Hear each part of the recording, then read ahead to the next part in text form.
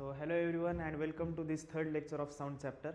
जैसे कि हम सब ये क्लास 9th का चैप्टर कवर कर रहे थे, जो कि एक फाउंडेशन बैच के लिए भी 100% सूटेबल है। ठीक है, तो चलते आज के टॉपिक की ओर, या फिर आज के टॉपिक की ओर बढ़ने से पहले हम कल का जो मतलब लेक्चर नंबर 1 और लेक्चर नंबर 2 था उसका क्विक रिकैप कर लेते। ठीक है, हमने लेक्चर नंबर 1 में क्या देखा था कि हाउ इज साउंड प्रोड्यूस्ड, और दूसरा क्या देखा था कि साउंड का प्रोपेगेशन कैसा होता है। तो साउंड कैसे प्रोड्यूस होता है, ऑलवेज कभी भी अगर हमारे पास कोई भी अगर वाइब्रेशंस मिलेगा हमको, तो कहीं पे भी अगर वाइब्रेशन दिखेगा तो 110% वहाँ पे क्या रहेगा, साउंड प्रोड्यूस होके ही रहेगा। ठीक है, वो वाइब्रेशन अगर छोटा रहेगा तो छोटा साउंड प्रोड्यूस होगा, अगर वाइब्रेशन बड़ा रहेगा तो बड़ा साउंड प्रोड्यूस होगा। ठीक है, आगे बढ़ते और वहाँ पे क्या था हमारे पास सेकंड पॉइंट क्या था कि हाउ इज साउंड प्रोपेगेटेड, या फिर उसका जो प्रोपेगेशन कैसा था, ट्रैवलिंग कैसा था साउंड का, वो पूरा हमने मैकेनिज्म देख लिया था कि जब हम वाइब्रेशंस प्रोड्यूस करते हैं तो वाइब्रेशन सामने वाले पार्टिकल को डिस्टर्ब करेंगे, वो सामने वाला पार्टिकल जब ऑसिलेट करेगा वो सामने वाले पार्टिकल को ऑसिलेट करेगा, और ऐसे ही कंटिन्यू होते चलेगा कहाँ तक, एक लिसनर तक। और हमने मेजर डिफरेंस क्या देख लिया था उन दोनों में कि जब एक साउंड का ट्रैवलिंग रहता है उसमें खुद एक पूरा पार्टिकल ट्रैवल करता है क्या डिस्टेंस, बिल्कुल नहीं। वही अगर लाइट का एग्जांपल देखें तो लाइट के एग्जांपल में क्या होता है, पूरा का पूरा डिस्टेंस ट्रैवल करता है, एक पार्टिकल खुद पूरा डिस्टेंस ट्रैवल करके आएगा। ठीक है, ट्रैवल करके जाएगा। फिर उसके बाद हमने क्या देखा था, ये हो गया production of sound. Just second, यहाँ पे पेन चूज कर लूँ मैं। ठीक है, ठीक है, आपने क्या देख लिया, फिर प्रोडक्शन ऑफ साउंड देख लिया, propagation sound and types of the waves. Types of waves कौन से थे, लॉन्जिट्यूडनल और ट्रांसवर्स वेव। लॉन्जिट्यूडनल वेव मतलब जिसका ऑसिलेशन का डायरेक्शन और ट्रैवलिंग का डायरेक्शन क्या हो, सेम हो या फिर पैरेलल हो। या फिर दूसरा क्या था हमारे पास, ट्रांसवर्स वेव। ट्रांसवर्स वेव क्या होता है, ट्रांसवर्स वेव वो वेव होता है जिसमें वेव का जो ऑसिलेशन का डायरेक्शन है और उसके प्रोपेगेशन या फिर ट्रैवलिंग का डायरेक्शन वो कैसे हो, एक दूसरे को परपेंडिकुलर हो। तो ये भी हमने देख लिया टाइप्स ऑफ क्या होता है। फिर सेकंड लेक्चर में हमने क्या देखा था, 6 कैरेक्टरिस्टिक्स ऑफ द वेव। कौन से थे 6 कैरेक्टरिस्टिक्स ऑफ द वेव, पहला था स्पीड, दूसरा था वेवलेंथ, तीसरा था एम्पलीट्यूड, चौथा था टाइम पीरियड, पांचवा था फ्रीक्वेंसी, छठा था क्या था अपना लास्ट, क्वालिटी और टिम्बर। क्वालिटी और टिम्बर, ये क्वालिटी या फिर टिम्बर जो बोलते हैं उसका एक 6 पॉइंट था। ठीक है, फिर ये 6 कैरेक्टरिस्टिक के बेसिस पे हमने एक दो साउंड जो थे उनके हमने डिफरेंशिएट करने का समझा। अगर हमारे पास साउंड ए है, साउंड बी है, या फिर पर्सन है, पर्सन बी है, ये दोनों भी स्पीक कर रहे, बातें कर रहे, तो हमें पता चलता है ना ये किसका आवाज है, ये पर्सन ए का आवाज अलग है, पर्सन बी का आवाज अलग है। तो ये जो हमें पता चलता है कि पर्सन ए और पर्सन बी किसका कौन सा आवाज कैसा है, वो किससे पता चलता है, ये 6 कैरेक्टरिस्टिक की मदद से पता चलता है। ठीक है, फिर आगे हमने क्या देखा था, पिच और लाउडनेस क्या होता है। क्या होता है पिच, अगर हम फिजिक्स के लैंग्वेज में बोले कि भाई फ्रीक्वेंसी क्या होता है, हमने पहले फ्रीक्वेंसी मतलब क्या जान लिया था। तो फिजिक्स के लैंग्वेज में जो फ्रीक्वेंसी होता है वो ह्यूमंस के लैंग्वेज में क्या होता है, ह्यूमंस के लैंग्वेज में मतलब क्या, एकदम डे टू डे लाइफ में हम बातें करते हैं ना, उसके लैंग्वेज में क्या होता है, पिच। मतलब क्या बोल सकते हैं हम, pitch is directly proportional to frequency, higher the frequency higher is the pitch, ये वाला पॉइंट देख लिया था। फिर क्या, लाउडनेस। लाउडनेस मतलब क्या होता है, हम डे टू डे लैंग्वेज में लाउडनेस बोल देते हैं। हम ऐसा बोल देते हैं क्या, भाई तेरा एम्पलीट्यूड बहुत ज्यादा है, ऐसा बोलते हैं क्या, नहीं भाई तेरा आवाज बहुत ज्यादा है, ऐसा बोलते हैं ना, मतलब तू बहुत लाउड बात कर रहा है, तू थोड़ा कम धीरे आवाज में बात कर, ऐसा बोलते हैं। तो कम धीरे आवाज में बात कर मतलब कम लाउडनेस के साथ बात कर, ज्यादा आवाज के साथ बात कर मतलब ज्यादा लाउडनेस के साथ बात कर। ये हमारे डे टू डे लाइफ के जो बातें करने की होती है ये सारे हम उसमें यूज करते हैं। लेकिन फिजिक्स के लैंग्वेज में वही लाउडनेस को हम क्या बोलेंगे, एम्पलीट्यूड। तो यहाँ पे क्या लिख सकते हैं, एम्पलीट्यूड इज डायरेक्टली सॉरी क्या बोलते हैं इसको, loudness is directly proportional to amplitude, higher is the amplitude higher is the loudness. हमने ये वाला भी देख लिया था। फिर उसके बाद क्या देखा था हमने, रिलेशंस देख लिए थे। किसके बीच रिलेशंस देख लिए थे, हमने किसके बीच रिलेशन देख लिए थे, लैम्बडा, फ्रीक्वेंसी एंड स्पीड के बीच में रिलेशन देख लिए थे। कैसे थे वो, speed is equal to distance upon time is equal to lambda upon time is equal to lambda into 1 upon time period is equal to क्या लिख सकते हैं हम उसे, लैम्बडा इंटू फ्रीक्वेंसी। तो हमें क्या मिल गया, speed is equal to lambda into frequency, और हम इसे ही कैसे लिख सकते हैं, frequency is equal to speed upon lambda. ठीक है, ये वाला रिलेशन भी हमने देख लिया। रिलेशन होने के बाद हमने क्या देखा था, speed of the sound in different media. Speed of the sound in different media कैसा था कि मतलब अगर हमारे को बात करना है तो हम मीडियम तो जरूरी है ना, एक फिजिकल मीडियम की बहुत रिक्वायरमेंट होती है जब भी हम बातें करते हैं, या फिर कोई भी हमको साउंड प्रोड्यूस करना है, बिना मीडियम का साउंड ट्रेवल हो सकता है क्या, नहीं, बिल्कुल नहीं ट्रेवल हो सकता। तो उसको क्या नीडेड है, एक फिजिकल मीडियम नीडेड है। ठीक है, तो वो जो नीडेड फिजिकल मीडियम है वो क्या हो सकता है, either it can be a solid medium, either it can be a liquid medium, either it can be a gaseous medium.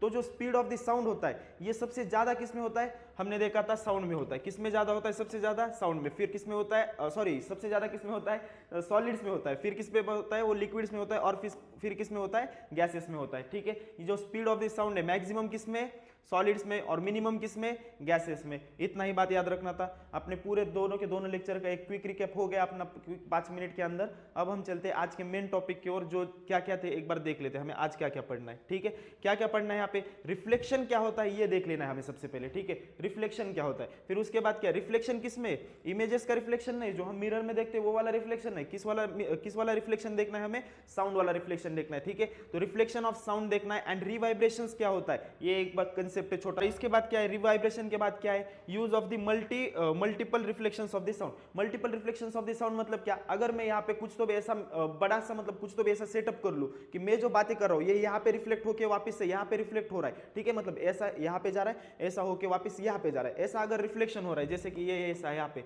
मैं यहाँ पे बात कर रहा हूँ, कुछ तो भी बात करके यहाँ पे रिफ्लेक्ट हो रहा है, यहाँ से यहाँ पे रिफ्लेक्ट हो रहा है, यहाँ से यहाँ पे रिफ्लेक्ट हो रहा है। तो ये जो मल्टीपल रिफ्लेक्शन ऑफ साउंड का जो प्रॉपर्टी है ना, वो भी पहले हम वो देखेंगे कि मल्टीपल रिफ्लेक्शन ऑफ प्रॉपर्टी जो होता है, मल्टीपल रिफ्लेक्शन ऑफ साउंड का जो प्रॉपर्टी होता है वो पहले जान लेंगे, फिर उसका जो यूज क्या होता है ना वो सारी चीजें हम देख लेंगे। ठीक है, use of multiple reflections of the sound में वो वाली चीज देख लेंगे। उसके बाद क्या है हमारे पास, range of the hearing, ultrasound और अल्ट्रासोनिक साउंड, इंफ्रासोनिक साउंड वो क्या होता है वो देखेंगे। फिर रेंज ऑफ हियरिंग जो कि हम कान में सुन सकते हैं, अगर हमारे पास अगर एक आधी चींटी है, चींटी कुछ तो भी अगर आवाज करे तो हमें सुनाई देता है क्या, नहीं। या फिर हमारे पास बहुत बड़ा अगर कुछ साउंड है, जैसे कि ब्रह्मांड में बहुत बड़े बड़े कुछ तो भी कोलिजन्स ये वो होते रहते हैं यूनिवर्स में, तो वो सारे साउंड बहुत बड़े ज्यादा अमाउंट में होते हैं ना, वो हमको सुनाई देते हैं क्या, बिल्कुल नहीं, हमको दिखाई भी नहीं देते तो सुनाई क्या देंगे। तो एक रेंज होती है ना हियरिंग की, वो पर्टिकुलर क्या रेंज होती है वो एक बार देख लेंगे। उस रेंज के पहले वाले जो साउंड रहते हैं उनको क्या बोलते हैं वो देख लेंगे, और उस हियरिंग रेंज के अबव फ्रीक्वेंसी के जो साउंड रहते हैं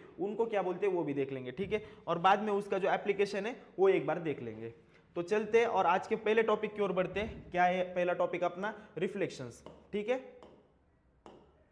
तो रिफ्लेक्शन ऑफ साउंड क्या होता है, रिफ्लेक्शन ऑफ साउंड हमने एक कॉमनली ये किया वाला है, मतलब जब भी हम दरियों में या कहीं पे घूमने जाते हम क्या करते, किसी का हमारे एकदम जो हमारे करीब का इंसान रहता है उसका हम क्या करते, आवाज करते एकदम बड़े आवाज में। जैसे कि मेरा नाम निखिल है तो कोई तो मेरा नाम लेगा, निखिल बोल के ऐसा नाम किसी ने लिया, तो वो क्या होता है वापस उधर जाके कोई उधर जाके वापस आवाज रिटर्न आता है ना, हमें सुनाई देता है ना। जब भी मैं ऐसा यहाँ से बोलूँ निखिल तो क्या होता है, उधर से सामने से वापस आवाज क्या आता है, निखिल, ऐसा ही आवाज आता है। तो वहां पे कोई आदमी बैठे वाला है क्या कि मैं जो आवाज बोलूंगा वही वहां से आवाज वापस आएगा, नहीं, बिल्कुल नहीं। तो क्या होता है इस केस में क्या होता है, रिफ्लेक्शन ऑफ साउंड होता है। ठीक है, रिफ्लेक्शन मतलब क्या है कि कोई भी आवाज का मतलब एकदम एग्जैक्टली वापस आना।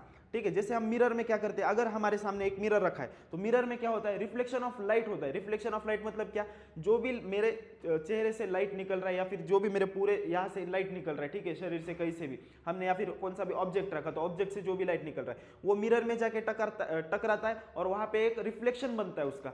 तो वैसे ही हमको यहाँ पे साउंड का रिफ्लेक्शन देखना है। साउंड के रिफ्लेक्शन के केस में क्या होगा, अगर हमारे पास ऐसा कुछ तो भी रफ या स्मूथ सरफेस, कैसा भी सरफेस है, ठीक है, हमारे पास ऐसा कैसा भी एक सरफेस है और यहाँ पे एक आदमी खड़ा है या फिर कोई भी सोर्स ऑफ साउंड है हमारे पास यहाँ पे, ठीक है, तो क्या करेगा, ये यहाँ पे आवाज करेगा, यहाँ पे आवाज करने के बाद ये स्ट्रेट फॉरवर्ड वापस से आवाज रिफ्लेक्ट बैक होगा। इसी को हम क्या बोल देते हैं, reflection of sound. What is reflection of sound, reflection of sound is nothing but, जैसे हम मतलब अब आप मतलब इंग्लिश में डेफिनेशन लिख के ले सकते हो, मेरा समझाने का काम है, मैंने यहाँ पे आपको समझा दिया क्या बोलते हैं इसको, रिफ्लेक्शन क्या होता है वो वाला। आप एनसीईआरटी खोल के उसका डेफिनेशन भी देख सकते हो। ठीक है, फिर यहाँ पे क्या लिखा है, N obstacle of the larger size which में बी पॉलिश्ड और अनपॉलिश्ड। जैसे कि मैंने अभी यहाँ पे क्या बोला था, ये जो सरफेस है ये पॉलिश्ड भी हो सकता है, अनपॉलिश्ड भी हो सकता है। मैंने क्या बोला था आपको, यहाँ पे स्मूथ भी हो सकता है, रफ भी हो सकता है। स्मूथ मतलब क्या, SMOOTH, स्मूथ मतलब क्या, पॉलिश्ड, POLISHED, पॉलिश्ड, और रफ मतलब क्या, अनपॉलिश्ड। एक बात याद रखना, ठीक है, जब हम रिफ्लेक्शन ऑफ लाइट देखते हैं तो रिफ्लेक्शन ऑफ लाइट के केस में हमें क्या मालूम है, कहां से रिफ्लेक्शन होता है, मिरर जब रहता है हमारे पास तभी रिफ्लेक्शन होता है ना। आप अगर पत्थर में आपका खुद का इमेज देखना चाहो तो पत्थर में दिखेगा क्या आपको इमेज, नहीं। लेकिन वहीं पे अगर हम साउंड अगर ये करेंगे, जब हम दरियों में जाते हैं, वो साउंड रिफ्लेक्शन कहां से होता है, क्या वहां पे मिरर की जरूरत है क्या रिफ्लेक्शन होने के लिए, नहीं, बिल्कुल नहीं। वो कहां से, पत्थरों से ही तो रिफ्लेक्ट होकर आ रहा है। तो इसका मीनिंग क्या है, जो रिफ्लेक्शन ऑफ साउंड है ये किस चीजों से हो सकता है, किन चीजों से हो सकता है, either the surface must be smooth or the surface can be unpolished। unpolished मतलब रफ, मतलब वो सरफेस रफ हो या स्मूथ हो, पॉलिश्ड हो या अनपॉलिश्ड हो, रिफ्लेक्शन ऑफ साउंड होगा। लेकिन लाइट के केस में, लाइट जब रिफ्लेक्ट करना चाहते हैं हम, उस केस में हमें बस स्मूथ ही सरफेस चाहिए, स्मूथ या फिर पॉलिश सरफेस ही चाहिए। एक आधे रफ सरफेस या फिर अनपॉलिश सरफेस से इमेज की रिफ्लेक्शन या फिर लाइट का रिफ्लेक्शन पॉसिबल नहीं है। ठीक है, ये वाला क्लियर डिफरेंस याद रखना। यही लिखा है यहाँ पे, N obstacle of the larger size which में बी पॉलिश्ड और रफ, रफ मतलब क्या, unpolished, is needed for the reflection of the sound waves. ठीक है, इसके बाद क्या है हमारे पास, रिफ्लेक्शन ऑफ द साउंड जो है वो एग्जैक्टली वही लॉज अप्लाई करेंगे वहां पे, या फिर वही लॉज फॉलो करेगा जो हम रिफ्लेक्शन ऑफ लाइट में देखते हैं। आप सभी ने रिफ्लेक्शन ऑफ लाइट या कभी ना कभी पढ़ा होगा, उसमें कुछ ना कुछ हमको लॉज दिए थे। ठीक है, दो लॉज दिए थे। क्या लॉज दिए थे कि अगर हमारे पास ऐसा कुछ तो भी, ये रिफ्लेक्टिंग सरफेस है, ये रिफ्लेक्टिंग सरफेस है और यहाँ पे कुछ तो भी सोर्स है जो कि कुछ तो भी प्रोड्यूस कर रहा है। फॉर एग्जांपल लाइट, हमने पहले किस चीज में पढ़ा था, लाइट में पढ़ा था, इसलिए हम लाइट का एग्जांपल लेके अंडरस्टैंड करने की कोशिश करते हैं। ठीक है, यहाँ से अगर लाइट जा रही है तो हमने क्या पढ़ा था, पहला रूल, रिफ्लेक्शन का जो ये है, क्या बोलते हैं उसको, angle of reflection and angle of incidence जो होता है वो क्या होता है, एकदम इक्वल होता है। अगर यहां से चल रहा है, सामने जा रहा है, ये इंसिडेंट रे है, तो इंसिडेंट रे अगर ये वाला है तो रिफ्लेक्शन रे भी क्या करेगा, अगर इंसिडेंट रे का और नॉर्मल का एंगल कितना है, 90 डिग्री है। ठीक है, ये वाला नॉर्मल बोल देते हैं। नॉर्मल मतलब क्या, रिफ्लेक्टिंग सरफेस का जो भी एक प्लेन रहेगा ना, उसको नॉर्मल बोल दिया। और ये क्या है, इंसिडेंट रे हमारे पास। इंसिडेंट रे और नॉर्मल के बीच कितना एंगल बन रहा है, 90 डिग्री बन रहा है। तो रिफ्लेक्शन रे के बीच और नॉर्मल रे के बीच भी कितना बनेगा, रिफ्लेक्शन रे और नॉर्मल के बीच में भी कितना एंगल बनेगा, 90 डिग्री का ही एंगल बनेगा। ठीक है, वही लिखा है यहाँ पे, देखो क्या लिखा है, angle of incidence is equal to angle of reflection.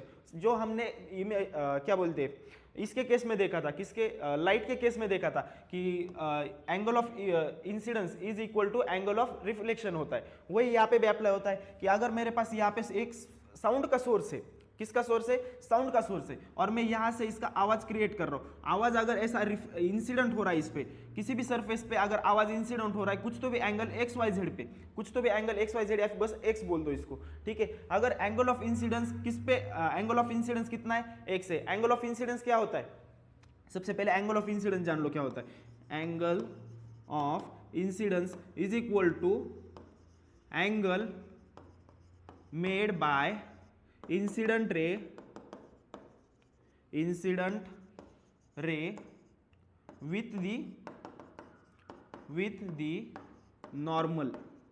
with the normal। ये जो इंसिडेंट रे मतलब जो जा रहा है, ठीक है, प्रोड्यूस होके जो जा रहा है, इसको इंसिडेंट रे बोल देंगे। इंसिडेंट रे के और नॉर्मल के बीच जो भी एंगल बनेगा उसको क्या बोल देते हैं, एंगल ऑफ इंसिडेंस। तो पहला रूल क्या है हमारे रिफ्लेक्शंस में, साउंड का जो रिफ्लेक्शन होता है उसमें पहला रूल क्या है कि एंगल ऑफ इंसिडेंस मतलब ये दोनों में जो बीच के ये दोनों के बीच जो एंगल बना है, तो angle of incidence and angle of reflection. अब रिफ्लेक्शन कैसा होगा, अगर यहाँ पे है तो सीधा वापस ही आएगा ना साउंड। अगर हम सीधा बात करें, अगर यहाँ पे रिफ्लेक्टिंग सरफेस से मैं ऐसा बात करो तो ऐसा वापस ही आएगा ना वो वाला साउंड। तो एंगल ऑफ रिफ्लेक्शन और एंगल ऑफ इंसिडेंस ऑलवेज क्या रहेगा, सेम रहेगा। मैं आपको एक स्ट्रेट फॉरवर्ड एक क्वेश्चन बोलता हूँ, सिंपल वाला। ठीक है, अगर मेरे पास यहाँ पे सोर्स रखा है मैंने, ये वाला नॉर्मल है, यहाँ पे नॉर्मल या फिर क्या बोलते हैं इसको, अपना रिफ्लेक्टिंग सरफेस है। ठीक है, रिफ्लेक्टिंग सरफेस पे मैंने ये क्या हो गया, मैं रिफ्लेक्टिंग सरफेस पे मैंने ये वाला एंगल बना दिया। ठीक है, ये कितना एंगल बन गया, ये फॉर एग्जांपल 30 डिग्री एंगल बन गया। ठीक है, ये क्या हुआ, एंगल ऑफ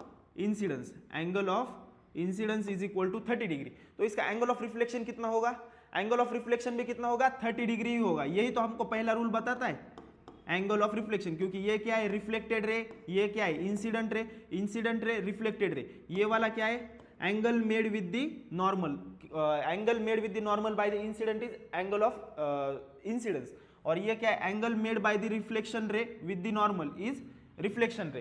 तो angle of incidence is equal to angle of reflection, ये अपने को पहला लॉ बता देता है। ठीक है, यहाँ पे पहला लॉ लिख लिया हमने। ठीक है, angle of incidence is equal to angle of reflection. दूसरा लॉ क्या है, किसका, रिफ्लेक्शन का। और ये जो रिफ्लेक्शन के लॉ है, दोनों भी चीज में सेम ही है।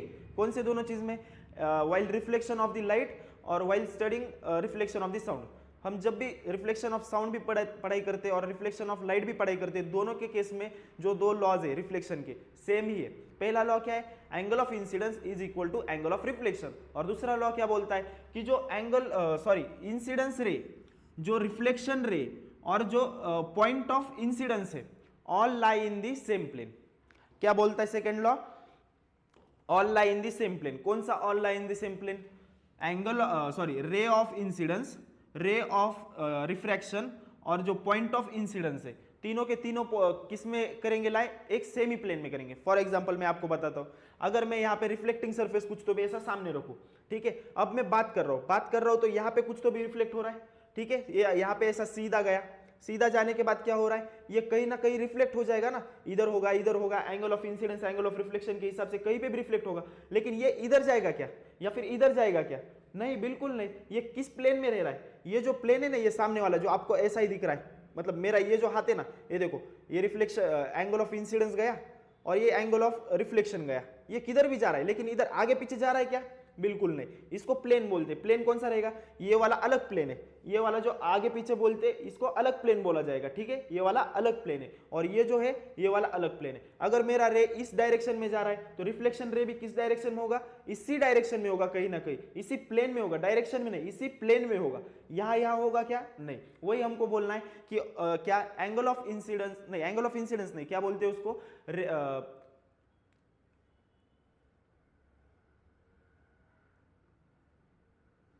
इंसिडेंट रे, रिफ्लेक्टेड रे और point of incidence, all three of this lie in the same plane, ये बोल देंगे हम इसको, ठीक है। ये हो गया हमारा सेकेंड लॉ, ये ही खत्म, यहाँ पे खत्म होता है। क्या है? Reflection of sound law obeys the general laws of the reflection that are angle I is equal to angle R and all lie in the same plane. Same बात है, ठीक है। इसके बाद क्या दिया है हमें इसके बाद देखना क्या है, for reflection of the light the surface must be. एक बार आप फिल इन द ब्लैंक्स देख लेंगे। क्या है? क्वेश्चन का आंसर मन से ट्राई करने का, खुद से ट्राई करने का कोशिश करो। क्या है यहाँ पे? फॉर रिफ्लेक्शन ऑफ लाइट, यहाँ पे क्या बोला गया है? Reflection of light. सरफेस कैसा चाहिए हमें?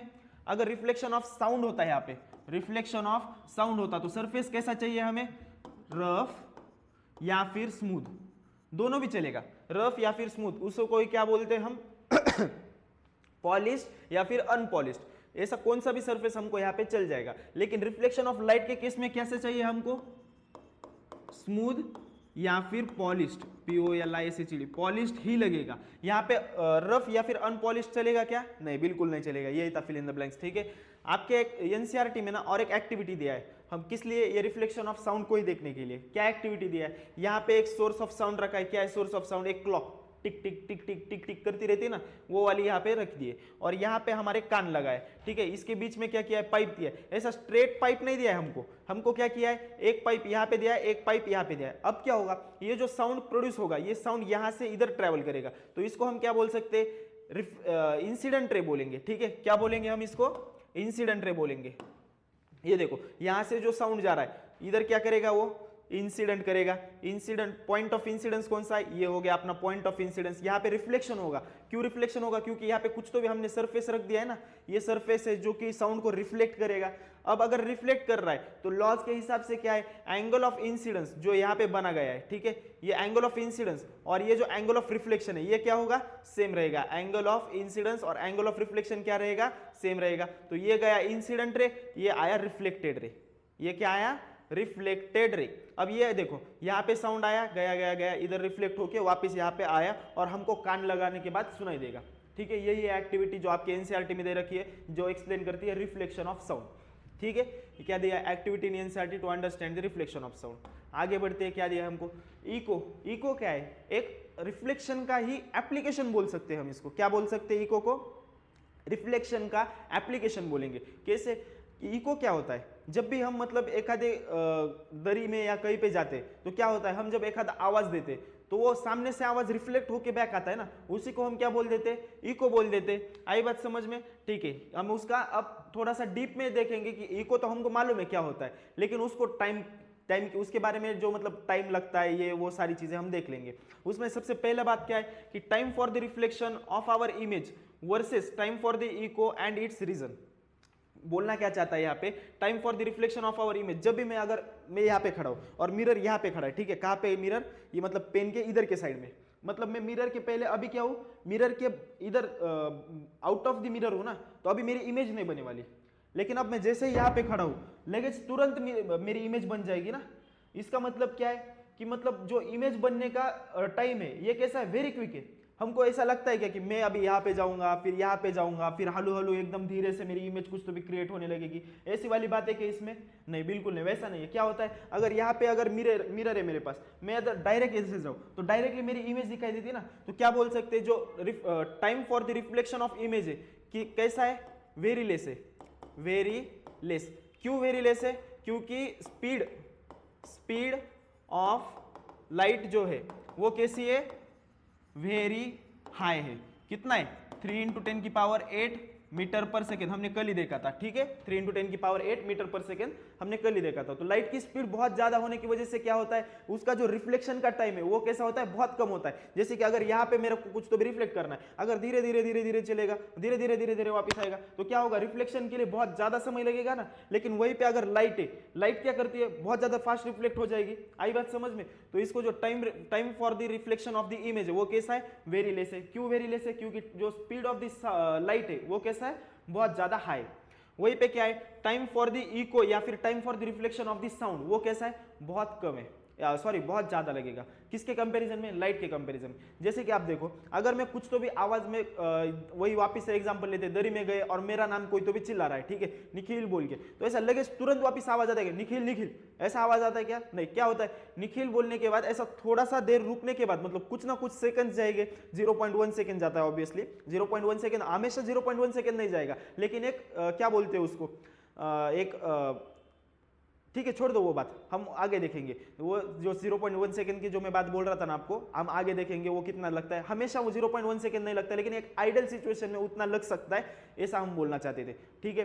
तो क्या होता है, लेकिन ये जो मेन कंसेप्ट पे आते वापस, क्या बोलना चाह रहा था मैं, कि जो मैं जब निखिल बोलूंगा तो तुरंत वापस से निखिल आवाज आता है क्या, नहीं, कुछ ना कुछ टाइम स्पेंड होने के बाद वापस से आता है। ऐसा क्यों होता है, क्योंकि जो साउंड का स्पीड है वो कितना है, 343 मीटर पर सेकेंड, और लाइट के कंपैरिजन में कैसा है, लाइट का कितना था, 3 × 10 की पावर 8, लेकिन यहाँ पे कितना है, बस 300 के आसपास है। तो ये क्या हुआ, साउंड का जो स्पीड है वो कैसा हुआ, लाइट के कंपैरिजन में बहुत कम हुआ। तो इसीलिए क्या होता है कि हम जब आवाज करते हैं और जो इको बैक होता है उसमें क्या होता है, टाइम आता है, उसके बीच में टाइम गैप आता है। ऐसा नहीं है कि मिरर के सामने हम खड़े हो गए कि तुरंत हमारा जैसा इमेज बनता है, वैसा बिल्कुल नहीं होता। यहाँ पे क्या होता है, ये थोड़ा सा टाइम लेके वापिस आता है। और आइडियल टाइम क्या है, वही देखना है हमें। आइडियल टाइम क्या है, जो मैं आपको बताने की कोशिश कर रहा था ना, तो आइडियल टाइम क्या है, 0.1 सेकेंड।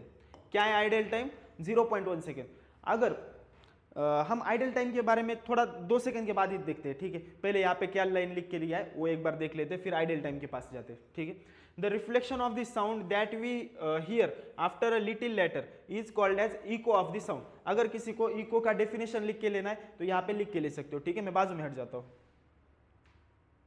लिख लिया आपने डेफिनेशन, जिसको लिखना था वो उसने डेफिनेशन लिख लिया होगा। अब कंटिन्यू करते हैं अपने साथ। क्या है यहाँ पे, conditions for hearing the distinct eco.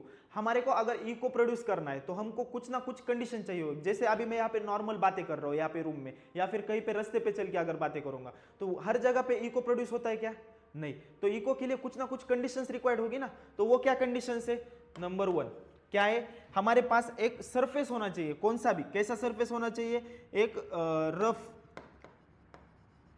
या फिर स्मूथ सरफेस, स्मूथ सरफेस हमारे पास होना चाहिए, सो दैट हमारा वो रिफ्लेक्शन पॉसिबल हो, ठीक है। और दूसरा क्या होना चाहिए कि हमारे को जो टाइम गैप है, हम मतलब टाइम गैप मतलब क्या बोल सकते हैं इसको, कि जब मैं बातें कर रहा हूं या फिर साउंड प्रोड्यूस कर रहा हूं और हमको वो वापस सुनाई दे, उन दोनों के बीच में एक 0.1 सेकेंड का टाइम गैप चाहिए। जो यहाँ पे मैंने लिख के रखा है ना, कितना टाइम गैप चाहिए, time gap between production of sound and, ये दिखता है ना नीचे लिखे वाला, हाँ, time gap between the production of sound and echo should be 0.1 second, should be minimum 0.1 second, should be minimum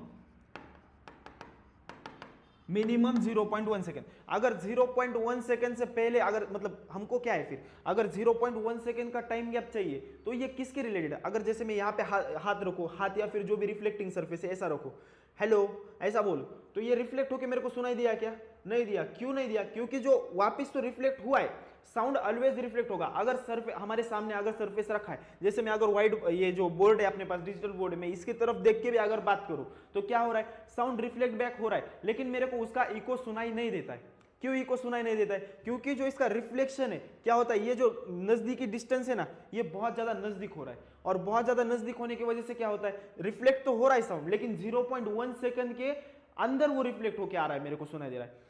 यहाँ पे एग्जैक्ट बात क्या आती है, अपना जो ह्यूमन ब्रेन है ना, ये एनालिसिस नहीं कर पाता। मतलब अपना जो ह्यूमन ब्रेन है काइंड ऑफ थोड़ा सा उसको स्लो बोल सकते हैं। ये बात तो सही है कि ह्यूमन ब्रेन बहुत फास्ट है, लेकिन हर जगह पे फास्ट नहीं है ना। तो यहाँ पे जो हियरिंग कैपेसिटी है हमारी, इसके लिए रिक्वायर्ड टाइम गैप कितना है, 0.1 सेकेंड। जैसे मैं बोलूँ, अगर यहाँ पे रिफ्लेक्टिंग सरफेस रखा है मैंने कुछ, तो भी मैं बात कर रहा हूँ, ये देखो हेलो ऐसा बोल के रिफ्लेक्ट तो हुआ है, 100% रिफ्लेक्शन हुआ है। अगर मेरे पास ये पेन भी रखा, इतना भी अगर रिफ्लेक्टिंग सरफेस है मेरे पास, इको प्रोड्यूस हो रहा है, लेकिन वो मेरे को सुनाई नहीं देगा, उसको हम इको नहीं बोलेंगे। इको कब बोला जाता है, जब हमको वापस सुनाई दे।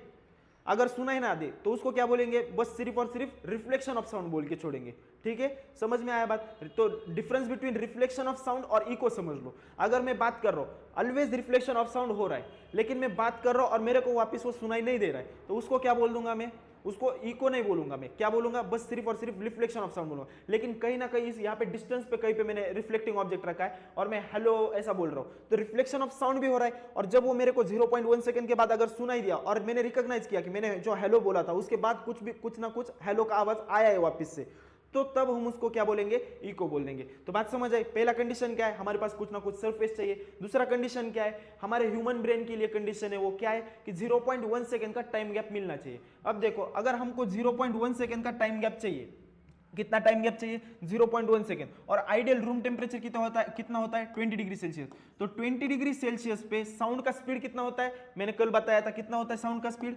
343 या फिर 344 पकड़ लेते हैं। ठीक है, कितना, 344 मीटर पर सेकेंड। आई बात समझ में? तो अगर हमारे पास 344 मीटर पर सेकेंड का साउंड का स्पीड है, ये मेरे पास यहाँ पे रिफ्लेक्टिंग ऑब्जेक्ट है, ये मेरे पास यहाँ पे साउंड का सोर्स है। ठीक है, ये साउंड का सोर्स है, कितने स्पीड से जाएगा, 344 मीटर पर सेकंड के स्पीड से जाएगा। ठीक है, बात समझ में आई? 344 मीटर पर सेकंड से साउंड का यहाँ पे स्पीड चला जाएगा। ठीक है, और हमको क्या बोला गया है, जो टाइम रिक्वायर्ड है किसके लिए, यहाँ पे जाके वापस रिफ्लेक्ट होके हमारे कान में आवाज आने के लिए कितना टाइम चाहिए, उसका मिनिमम टाइम कितना चाहिए, 0.1 सेकेंड चाहिए। तो 0.1 सेकेंड। तो हमको बताओ कि ये जो रिफ्लेक्टिंग सरफेस है ये कितने डिस्टेंस पे होना चाहिए, ये इतना पास होगा तो हमको इको आवाज होगा क्या, रिफ्लेक्शन ऑफ साउंड तो होगा, लेकिन इको आवाज होगा क्या, हम देखते हैं कितना डिस्टेंस चाहिए। हमें क्या मालूम है, speed is equal to distance upon time. तो डिस्टेंस कितना है यहाँ पे, वही हमको फाइंड करना है। टाइम कितना दिया है, 0.1 इज इक्वल टू, ये स्पीड कितना दिया है हमको, 344 मीटर पर सेकेंड। आई बात समझ में? तो डिस्टेंस इज इक्वल टू क्या है, इसको मल्टीप्लाई कर दो, 34.4 मीटर। कितना डिस्टेंस चाहिए, 34.4 मीटर। तो देखो, अब मैं हेलो बोल रहा हूं तो मेरे को रिफ्लेक्शन तो हो रहा है, लेकिन इको आवाज सुनाई देगा क्या, इको का आवाज सुनाई देगा क्या, वापस से हेलो आवाज सुनाई देगा क्या, नहीं सुनाई देगा। क्यों नहीं सुनाई देगा, ह्यूमन का ब्रेन का कैपेसिटी नहीं है उतना। ठीक है, तो इसको मैं ये जो 1 मीटर, अगर फॉर एग्जांपल ये अगर 10 मीटर या 1 मीटर या फिर 34.4 मीटर के भीतर का रेंज में अगर मैं ये रख रहा हूं, ये रिफ्लेक्टिंग सरफेस, तो मेरे को इको सुनाई देगा क्या, नहीं। तो इसको मिनिमम डिस्टेंस कितना रखना चाहिए मेरे को, रिफ्लेक्टिंग सरफेस को, 34.4 मीटर। ठीक है, तो तीसरा कंडीशन क्या बनता है अपने पास, दिखाई दे रहा है यहाँ पे लिखा हुआ, दिखाई दे रहा है क्या, हाँ दिखाई देता है। तो minimum distance, minimum distance between the source of sound and the reflecting surface, REFLECTING, reflecting surface must be कितना, 34.4 मीटर, must be कितना, 34.4 मीटर। अगर कुछ लिख के लेना है, मेरा हैंडराइटिंग तो बहुत खराब है, कुछ लिख के लेना है तो यहाँ पे तो कुछ समझेगा नहीं, थोड़ा लेक्चर बस थोड़ा सा प्रीवियस क्या बोलते हैं 10-15 सेकंड पीछे लेके जाओ, मैंने पूरा का पूरा डिक्टेट भी कर दिया है, तो वहाँ पे डिक्टेशन के मदद से आप थोड़ा सा लिख के लेना। ठीक है, बाकी अगर कुछ यहाँ पे लिखे वाला अगर लिख के लेना है तो मैं बाजू में हट जाता हूँ। ठीक है, तो अगर कुछ लिख के लेना होगा तो आपने लिख के लिया होगा, हम आगे बढ़ते। क्या दिया यहाँ पे, echoes could be heard multiple times. Yes obviously, हम अगर एक बार अगर मैं दरी में गए हम, ठीक है, हम अगर एक बार आवाज देते तो बस सिर्फ और सिर्फ एक ही बार आवाज आता है, ऐसे होते ही के बाद नहीं। क्या होता है, अगर मैं बोलूं हेलो तो क्या होता है, हेलो हेलो हेलो हेलो, ऐसा बहुत बार आवाज आता है ना, तो इसको क्या बोलते हैं, मल्टीपल इकोज बोलते हैं। क्या बोलते हैं इसको, मल्टीपल इकोज, या फिर echoes could be heard multiple times. क्यों होता है ऐसा, क्योंकि अगर मैं यहाँ पे ये हूं, मैं यहाँ पे बात कर रहा हूँ, ठीक है, रिफ्लेक्शन क्या हो रहा है, हेलो बोलने के बाद क्या हो रहा है, एक बार रिफ्लेक्शन हो रहा है, वापस कहीं ना कहीं जाके वो टकरा के वापस आएगा ना। जैसे मैं यहाँ पे हेलो बोल रहा हूँ, हेलो यहाँ पे आया, टकराया, वापिस यहाँ पे, मतलब अगर मैं भी उसका रिफ्लेक्टिंग ऑब्जेक्ट बन रहा हूं, मैं अगर रिफ्लेक्टिंग ऑब्जेक्ट उसका नहीं हूं, या फिर कुछ और यहाँ पे कुछ और डोंगर बिंगर कुछ है, या फिर कुछ पत्थर वत्थर है, वहां पे भी रिफ्लेक्ट होकर वापिस क्या होगा, वहां पे एक आवाज प्रोड्यूस होगा हेलो, वापिस से यहाँ पे जाके क्या होगा, hello hello hello hello hello, ऐसा कम कम कम कम होते होते मिनिमाइज होते चलेगा। तो इसको क्या बोलते हैं, मल्टीपल रिफ्लेक्शन की वजह से जो इको प्रोड्यूस होता है वो हर्ड हो सकता है। हर्ड हो सकता है मतलब एक सुनाई दे सकता है हमको मल्टीपल टाइम्स। उसके बाद यहाँ पे क्या दिया है, sound during lightning and echoes in case of this. अब देखो, सबसे पहले लाइटनिंग क्या होता है ये कंसेप्ट हमको देखना पड़ेगा। लाइटनिंग में क्या होता है कि जो क्लाउड्स रहते हैं ना, क्लाउड्स क्या होते हैं, एक प्रकार से गैसेस और लिक्विड का मिक्सचर होता है एक प्रकार से, ठीक है। तो क्या होता है, जब भी क्लाउड्स फटते हैं, या फिर उसको हम बोलते हैं ना lightning of the sound, cloud हो रहा है, ठीक है, तो उस वक्त क्या होता है, ये जो क्लाउड्स होते हैं ना, एकदम विगरसली या फिर क्या बोलते हैं, एकदम स्पॉन्टेनियसली एक्सपांड हो जाते हैं, ठीक है। उनमें जो गर्मी होती है ना, वो बहुत ज्यादा हीट प्रोड्यूस होती है, और बहुत ज्यादा हीट प्रोड्यूस हुई तो क्या होता है, पूरा जो मतलब एकदम ये था, थोड़ा भी अगर मतलब जो भी लिक्विड का कंटेंट था वो भी किस में जाएगा, गैसेस में जाएगा। और गैसेस क्या होते हैं, जब हीट होते हैं, एक आधे गैस को अगर हीट करेंगे तो एक्सपांड होता है या कॉन्ट्रैक्ट होता है, एक्सपांड होता है। तो जब ये क्लाउड्स एकदम जोरों जोरों से अगर हीट कर रहे तो क्या होते हैं, एकदम फटने लगते इन द सेंस एक्सपांड होने लगते। इसी को हम क्या बोलते हैं, लाइटनिंग बोलते हैं। और ये जो एक्सपांड हो रहे हैं ना कुछ ना कुछ, जैसे अगर मैं ये पेन तोड़ दूं, अगर ऐसा पेन टूट गया तो क्या होता है, एक्सपांड हो रहा है कुछ ना कुछ, तो पेन टूटते वक्त क्या होगा, आवाज आएगा आपको कट, ऐसा आवाज आ जाएगा ना, वो किस वजह से, एक्सपांशन की वजह से। तो वैसे ही क्लाउड में क्या होता है, जो एक्सपांशन होता है ना, वो एक्सपांशन की वजह से क्या होता है, ऐसा आवाज आ जाए, और उसी आवाज को क्या बोलते हैं हम, लाइटनिंग का साउंड बोल देते हैं, ठीक है। अब ये तो जान लिया हमने कि लाइटनिंग क्या होता है।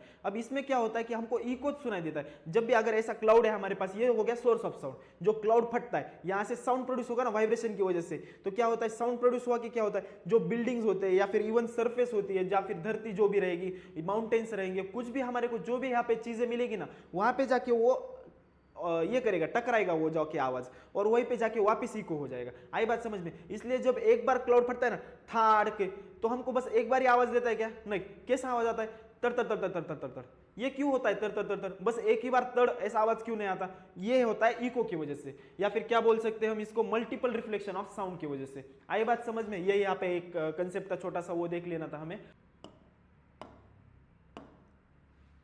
ठीक है। तो हम अब अगले कंसेप्ट की ओर बढ़ते हैं हमारे, जिसका नाम है रिवाइब्रेशन। रिवाइब्रेशन कुछ भी नहीं, मैं इतने देर से जो आपको बोलते जा रहा हूं ना, multiple reflection of the sound, multiple reflection of the sound, same वही, उसी को हम क्या बोल देते, रिवाइब्रेशन बोल देते। जैसे कि मैं अब यहाँ पे अगर यहाँ पे एक ऑडिटोरियम में खड़ा हूं मैं, तो क्या होता है वहां पे, ऑडिटोरियम में खड़ा होने के बाद मैं अभी एक आधा आवाज निकालूंगा, जैसे कि मैं हेलो ऐसा जोरों से बोल रहा हूं, तो क्या होता है, वो hello hello hello hello hello hello, ऐसा आवाज कम कम होते जाते बंद हो जाता है। एक ही बार में ऐसा एक ही रिफ्लेक्शन होता है क्या उसका, या फिर एक ही बार में इको सुनाई देता है क्या, नहीं। तो उसका जो मल्टीपल रिफ्लेक्शन है ना, multiple reflection of the sound को क्या बोला जाता है, रिवाइब्रेशन बोला जाता है। कुछ अलग कंसेप्ट नहीं है इसमें, कुछ नया नहीं है जो मैं इतनी देर से बोल रहा हूं, multiple reflection of the sound, multiple reflection of the sound, बस उसको एक नाम दिया है। क्या है उसका नाम, रिवाइब्रेशन। यहाँ पे क्या लिख के दिया है वो एक बार पढ़ लेते। A sound created in a big hall will persist by the repeated reflection from the walls until it is reduced to the value where it is no longer audible। मतलब क्या होता है, जब तक हम बातें करेंगे, मतलब एकदम ऐसा बड़े आवाज में एक बार मैंने बोल दिया कुछ तो भी, हेलो बोल के ऐसा बड़े आवाज में बोल दिया, तो क्या होता है, जब तक वो पूरा इनऑडिबल ना हो जाए तब तक हमको वो साउंड सुना ही देता है। मतलब वो रिफ्लेक्शंस कंटिन्यूअसली होते रहते हैं जब तक वो जीरो पे ना आ जाए, ठीक है। उसका लाउडनेस क्या है, जीरो पे ना आ जाए, तब तक वो हमको कंटिन्यूअसली साउंड सुनाई देता है, वही लिख के दिया। ये पूरा का पूरा जो 1 2 3 4 लाइन है ना, 3.5 जो लाइन है ना, ये आपकी एनसीईआरटी की लाइन है, वो बस मैं एक्सप्लेन करने की कोशिश कर रहा हूँ। एल्स अदरवाइज जो रिवाइब्रेशन में, उसमें मैंने जो स्टार्टिंग में बोल दिया कि multiple reflection of sound is called as reverberation, उसके अलावा कुछ जानने की जरूरत नहीं है। बस आपको एक बार जो एनसीईआरटी में लाइंस दे रखे हैं वो एक्सप्लेन करने की कोशिश कर रहा हूँ मैं यहाँ पे, ठीक है। The repeated reflections that results in this persistence of this sound is called as reverberation. जो मैंने हिंदी में बोल दिया था वही एनसीईआरटी में, और यहाँ पे लिख के दिया है आपको रिवाइब्रेशन का डेफिनेशन। अगर लिख के लेना है किसी को तो लिख के ले सकते हो, मैं बाजू में हट जा रहा हूँ, ठीक है। तो जिसको लिख लेना था उसने लिख के लिया है। और जो आतिशाने बच्चे रहते हैं, आतिशाने नहीं, होशियार बच्चे रहते हैं, ठीक है, उनको अगर बस देख के याद रहता है तो देख के याद रखो, ठीक है, लिख के लेने की भी जरूरत नहीं है। हम आगे चलते हैं। आगे क्या दिया है हमको, अननेसेसरी रिवाइब्रेशन रहते हैं उनका जो कंट्रोल है वो कैसा करना चाहिए। जैसे कि अगर हम एक ऑडिटोरियम में खड़े, तो ऐसा होता है कि बहुत बार हम बातें करने लगते हैं और हमको हमारा ईको वापस से आता है। वो अच्छी बात है क्या? एकदम क्लियर साउंड जो हमको चाहिए वो मिलेगा क्या? बिल्कुल नहीं। तो हमको जो इको होता है वहां पे, इको को कंट्रोल करना है, या फिर जो रिवाइब्रेशंस रहते हैं उसको कंट्रोल करना है, या फिर क्या बोल सकते हैं हम, जो multiple reflection of this sound होता है उसको अगर कंट्रोल करना है, तो हम क्या क्या मेजर यूज करते हैं वो यहाँ पे दे रखे। क्या मेजर्स यूज करते हैं हम? रफ प्लास्टर कर दो, रफ प्लास्टर कर दो, सो दैट क्या होगा, वो थोड़ा सा साउंड एब्जॉर्ब करेगा एकदम। अगर स्मूथ जितना ज्यादा, मैंने क्या बोला था आपको कि जो ये होता है साउंड का रिफ्लेक्शन होता है वो दोनों भी सरफेसेस से होता है, एक रफ सरफेस या फिर स्मूथ सरफेस। रफ सरफेस भी होने दो तब भी रिफ्लेक्शन ऑफ साउंड होगा, स्मूथ सरफेस रहने दो तब भी रिफ्लेक्शन ऑफ साउंड होगा। लेकिन एक बात याद रखना, स्मूथ जो सरफेस रहेगा वहां पे रिफ्लेक्शन ऑफ साउंड ज्यादा होगा, किसके कंपैरिजन में? Rough surface of this sound की वजह से। लेकिन अगर लाइट में देखा जाए तो बस सिर्फ और सिर्फ स्मूथ सरफेस से रिफ्लेक्शन होगा, रफ सरफेस से रिफ्लेक्शन नहीं होगा। लेकिन यहाँ पे क्या होता है, रिफ्लेक्शन ऑफ साउंड के केस में क्या होता है, स्मूथ से भी होता है, रफ से भी होता है। लेकिन उसमें भी क्या याद रखना है हमें, जो स्मूथ सरफेस होता है वो ज्यादा रिफ्लेक्शन ऑफ साउंड करेगा इन विद कंपैरिजन टू क्या, रफ सरफेस। ठीक है, तो यहाँ पे क्या कर दो, रफ अगर प्लास्टर कर देंगे हम, मतलब एकदम रफ सरफेस बना देंगे, वो जो वॉल्स रहेगी या फिर कुछ भी, जैसे कि हमने बहुत बार साउंड एब्जॉर्प्शन फोम देखे वाला है, मतलब यहाँ पे एक वॉल रहती है तो हम क्या करते हैं, ऐसा ऐसा ऐसा ऐसा कुछ तो भी है, वॉल पे ऐसा स्ट्रक्चर लगा देते हैं ना, कुछ तो भी फाइबर या फिर रबर का, वो क्या करता है कि रफ सरफेस बना देता है। रफ सरफेस बनाने की वजह से क्या होता है, साउंड कम रिफ्लेक्ट होगा, ठीक है, या फिर एब्जॉर्ब भी होता है। जो मटेरियल यूज करते हैं वो क्या करता है, साउंड एब्जॉर्ब करता है, और जो हम ऐसा सरफेस यूज करते हैं वो क्या करता है, रिफ्लेक्शन को डिक्रीज करता है। आई बात समझ में? हमने बहुत बार हमने स्टूडियोज में कहीं पे भी, यूट्यूब पे आप अगर सर्च करोगे कि हाउ इज अ स्टूडियो, या फिर स्टूडियो के जो वॉल्स रहते हैं, साउंड प्रूफिंग स्टूडियो देखेंगे तो उसमें हमको ऐसा वाला स्ट्रक्चर दिखेगा। जो ऐसा वाला स्ट्रक्चर रहता है ना, उसका जो शेप रहता है, वो शेप की मदद से क्या होगा, रिफ्लेक्शंस जो रहेंगे वो कम हो जाएंगे, और जो उसका मटेरियल यूज करेंगे ना, वो मटेरियल की वजह से क्या होगा, वो साउंड एब्जॉर्ब हो जाएगा। ठीक है, तो यहाँ पे क्या दिया हमने, रफ प्लास्टर यूज करो, या फिर उसके बाद क्या है, फाइबर बोर्ड्स यूज करो। फाइबर बोर्ड्स वही यहाँ पे जो मैं मटेरियल के बारे में बात कर रहा था ना, वो फाइबर बोर्ड्स यूज करो, सो दैट साउंड एब्जॉर्ब हो जाएगा, तो रिफ्लेक्ट होने का बात ही नहीं आता। अगर मैं ऐसा सरफेस यूज करूंगा जो ज्यादा रिफ्लेक्ट ना करके साउंड को एब्जॉर्ब करके ले रहा है, मतलब वाइब्रेटिंग कम बॉडी है। जैसे कि हमने क्या बोला था, अगर सॉलिड्स होते तो वो ज्यादा वाइब्रेट कर पाते, किसके कंपैरिजन में, गैसेस के कंपैरिजन में, और इसी रीजन की वजह से तो speed of sound is more in solids than the gases ना। तो यहाँ पे हम क्या बोल सकते हैं कि जो फाइबर बोर्ड्स या फिर जो भी मटेरियल है वो कम वाइब्रेट करेगा, उसको हम यहाँ पे यूज करेंगे। तो कम वाइब्रेट करेगा तो उसको, अगर देखो मैंने यहाँ से साउंड प्रोड्यूस किया है, साउंड प्रोड्यूस करने के बाद यहाँ पे जाके रिफ्लेक्ट हो रहा है। रिफ्लेक्ट हो रहा है इन द सेंस क्या, ये वाला बॉडी वाइब्रेट हो जाएगा, और वाइब्रेट होकर वापस से वाइब्रेशंस रिफ्लेक्ट बैक करेगा ना।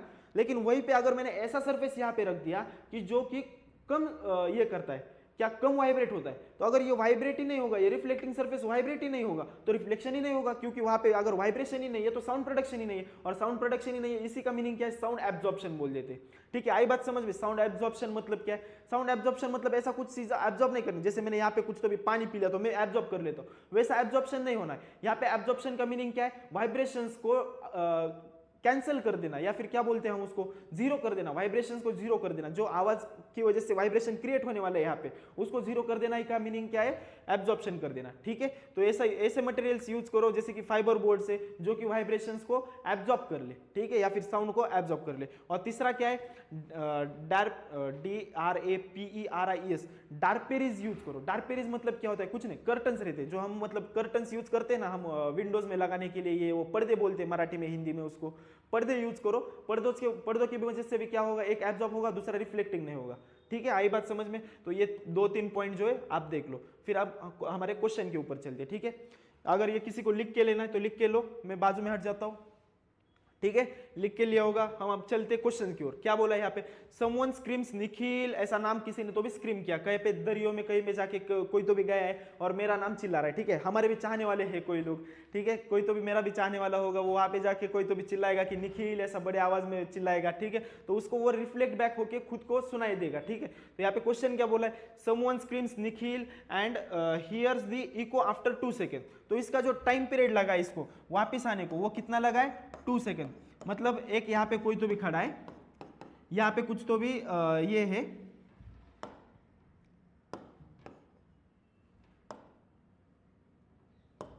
ठीक है, यहाँ पे कुछ तो भी रिफ्लेक्टिंग सरफेस है, तो जो इको वापिस आ रहा है उसके लिए टाइम कितना लग रहा है, 2 सेकेंड लग रहा है। उसके बाद क्या बोला है, एज्यूमिंग आइडियल रूम टेम्परेचर, मतलब कितना टेम्परेचर, 20 डिग्री सेल्सियस। ये क्यों बोला गया है, 20 डिग्री सेल्सियस पे हमको स्पीड ऑफ साउंड मालूम है ना, कितना होता है, 343 मीटर पर सेकेंड स्पीड ऑफ साउंड।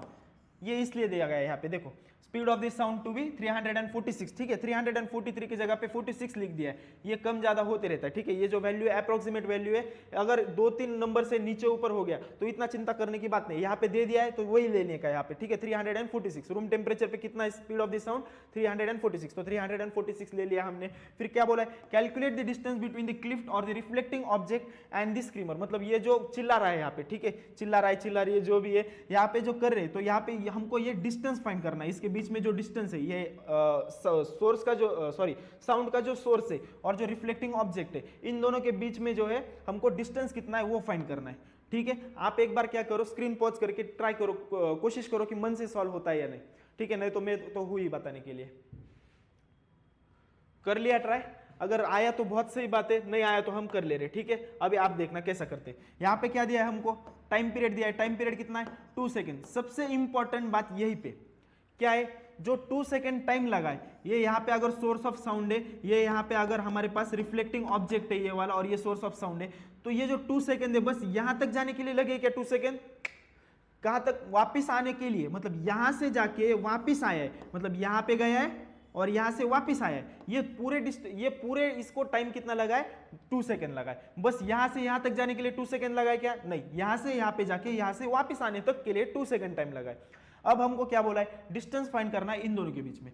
हमारे पास फॉर्मूला क्या है, speed is equal to distance upon time. Speed का फॉर्मूला क्या है हमें मालूम, स्पीड इज इक्वल, फॉर्मूला नहीं सॉरी, वैल्यू क्या मालूम है, 346 इज इक्वल टू, ये डिस्टेंस तो हमें फाइंड करना है ना। अभी जो यहाँ पे जो डिस्टेंस निकलेगा हम उसको डी डैश लिखते, क्यों डी डैश लिखते, क्योंकि ये जो डिस्टेंस के बारे में बात कर रहे हैं वो किस टाइम के रिलेटेड बात कर रहे हैं, हम 2 सेकंड के रिलेटेड टाइम की बात कर रहे हैं ना, और 2 सेकंड टाइम किसके रिलेटेड है, ये पूरे जर्नी के लिए रिलेटेड है। ये जो वापस आने का रिलेटेड है, मतलब जो वापस आने का जर्नी है ना, मतलब जाके वापस आ रहे, वो पूरे जर्नी का मिला के जो टाइम है वो 2 सेकंड है, ना कि बस इतना। तो ये जो डिस्टेंस रहेगा, ये जो हमने डी डैश लिखा है, ये वाला इधर से इधर तक ही डी डैश है क्या, बिल्कुल नहीं। कहां से कहां तक है, यहां से यहां तक प्लस यहां से यहां तक, उसको हम डी डैश बोलेंगे। आई बात समझ में, तो डी डैश क्या है हमारा अब निकल जाएगा, ठीक है। डी डैश कितना आएगा, यहां पे निकालते, D dash is equal to 346 multiply by 2, कितना आता है इसका 600, और 40 कितना होता है 346 मल्टीप्लाई बाय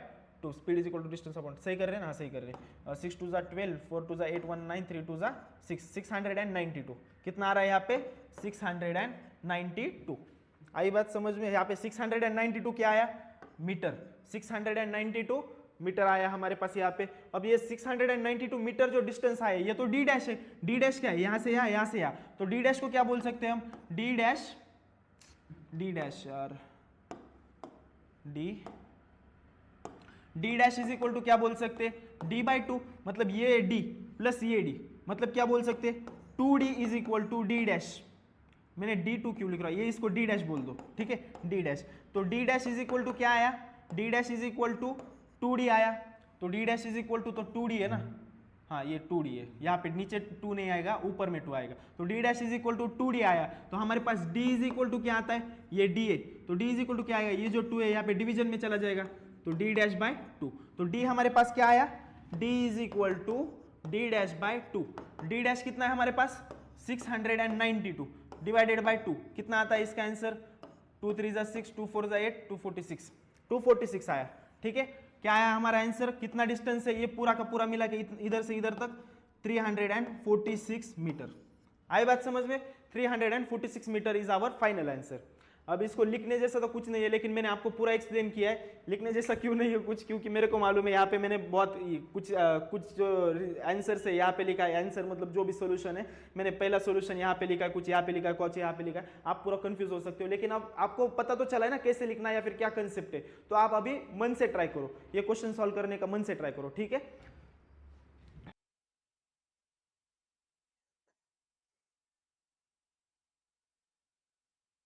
ठीक है, तो किसी वजह से हमें स्टूडियो की प्लेस चेंज करनी पड़ी, मतलब जहाँ पे हम लेक्चर रिकॉर्ड करते हैं वो, ठीक है। तो हम आगे चलते हैं और आगे क्या देखते हैं क्या कंसेप्ट है, वो क्वेश्चन हो गया अपना, ठीक है। तो यूज एंड एप्लीकेशंस, यूज या फिर applications of the reverberations of the sound. अब हमने रिवाइब्रेशंस तो देख लिया कि क्या होता है, कि मतलब एक बार जो साउंड है वो एक बार ही रिफ्लेक्ट ना होके बार बार रिफ्लेक्ट हो जाता है। झालं सर, झालं ते झालं। तो एक बार ही रिफ्लेक्ट ना हो के क्या होता है, वो बार बार रिफ्लेक्ट होता है, और उसी को हम क्या बोल देते हैं, रिवाइब्रेशंस बोल देते हैं। तो इसके इस्तेमाल या फिर क्या बोलते हैं हम इसको, यूजेस क्या है और इसके एप्लीकेशंस क्या हो सकते हैं, हमें वो देख लेना है। ठीक है, एक बार हम देख लेंगे कि उसके यूजेस या फिर एप्लीकेशंस क्या होते हैं। जैसे कि हमने यहाँ पे क्या लिख के रखा है, म्यूजिकल इंस्ट्रूमेंट्स या फिर मेगाफोन्स एंड द हॉर्न्स। हमने देखा है कि जो मेगाफोन होता है वो क्या होता है, कि मतलब एक बड़ा स्ट्रक्चर होता है, या फिर म्यूजिकल इंस्ट्रूमेंट जो होते हैं वो क्या होते हैं, कि मतलब एक बार में ऐसा पूरा स्ट्रक्चर नहीं होता, बहुत सारे मतलब पिपानी है वो थोड़ी थोड़ी, मतलब जो मराठी में उसको पिपानी बोलते हैं हम। ठीक है, जो शहनाई है वो होती है, वो स्ट्रेट होती है, लेकिन वहां पे भी क्या होता है, यहाँ पे अगर सोर्स ऑफ साउंड है तो वो ऐसा ऐसा ऐसा ऐसा होके ही टकरा टकरा के बाहर गिरता है। मतलब यहाँ पे क्या हो रहा है, reflection reflection reflection reflection reflection reflection, इसी को हम क्या बोल देते हैं, रिवाइब्रेशंस बोल देते हैं। ठीक है, वैसे ही अगर हमारे पास कोई कोई हमने देखा है जो बड़े बड़े भोपू रहते हैं ना, मतलब एकदम बड़े बड़े ये रहते हैं, शहनाई ही बोलते हैं उसको, लेकिन बहुत बड़ी दिखती है। ठीक है, तो ऐसा मतलब ये क्या होता है, कभी कभी ऐसा गोल गोल घूम के ऐसा आवाज आता है ना, तो हम जब यहाँ से साउंड कहीं से प्रोड्यूस करते हैं तो वो साउंड कहाँ पे कैसे ट्रेवल करेगा, ये यहाँ से चल के मतलब रिफ्लेक्शन रिफ्लेक्शन होके होके ही चलेगा ना। तो उसी को हम रिवाइब्रेशंस का एक एप्लीकेशन है, वही मेगाफोन में भी यूज होता है, वही हॉर्न्स में भी यूज होता है। उसके बाद क्या है हमारे पास, एक स्टेथोस्कोप है। स्टेथोस्कोप क्या होता है, जो डॉक्टर ने क्या हमें वो कान में लगाते हैं और उसको हमको चेक करते हैं, उससे क्या करते हैं, वो हार्ट बीट या फिर लंग्स का कंडीशन देखने के लिए यूज करते हैं। ठीक है, तो उसमें क्या होता है, उसमें भी सिमिलरली जो हमारा हार्ट या फिर जो भी लंग्स यहाँ पे जो आवाज करने वाले, वो यहाँ पे स्टेथोस्कोप कैप्चर कर लेता है, और वही वाइब्रेशन जो है पास हो जाते हैं किसमें, वहाँ पे एक मतलब ऐसा जो रहता है यहाँ, ये हमारे सीने में या फिर जो हार्ट है इसके पास करीब लगा देते हैं, और एक ऐसा पाइप रहता है ना, वो जो जाके उसके डॉक्टर के कान में जाके लगता है। ठीक है, तो ये जो पाइप रहता है ना, इसमें भी कौन सा एप्लीकेशन या फिर क्या यूज हो रहा है, यहाँ पे भी multiple reflections of the sound use हो रहा है। ठीक है, वही क्या बोलते हैं उसको हम, रिवाइब्रेशंस। और कहाँ यूज होता है reverberations, curved ceilings of the sound boards of the conference hall. क्या होता है, जब भी हमारे पास एक बड़ा कॉन्फ्रेंस हॉल होता है, तब मैं अगर बात करूं तो बात करने के बाद जो साउंड है वो तो ऊपर भी चला जाता है ना, ऊपर तो कोई लोग नहीं बैठे वाले रहते, तो उनको वहां पे वो साउंड वेस्ट ना हो, इसलिए क्या किया जाता है कि जो सीलिंग है उसको ऐसा कर्व्ड बना दिया जाता है। ठीक है, जहाँ पे मैं अगर यहाँ पे ऐसे बात करूंगा तो साउंड के वाइब्रेशंस ऐसे ऐसे जाके यहाँ पे रिफ्लेक्ट होके वो कैसे चलेंगे, यहाँ पे पूरा ऑडियंस के पास आएंगे, और वही जो मल्टीपल रिफ्लेक्शन है वो हो जाएगा वहाँ पे। ठीक है, वहाँ पे भी हमें वो देखना पड़ता है।